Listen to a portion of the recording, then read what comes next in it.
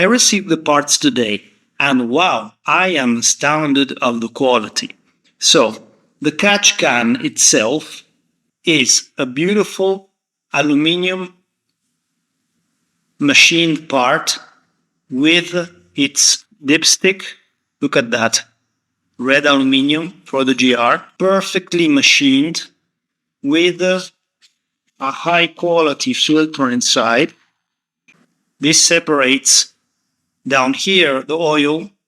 It goes back in and back out again.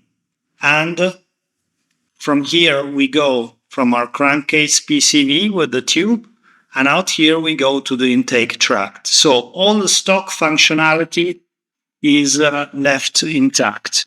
And this is very beautiful. Just look at this bracket. Why did I prefer to get this kit over any others?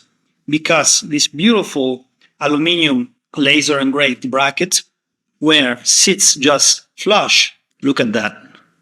So it's just perfectly flush with the catch can, actually attaches two stock mounting parts that are the stock bolts where your bonnet latch is, just on top of the radiator.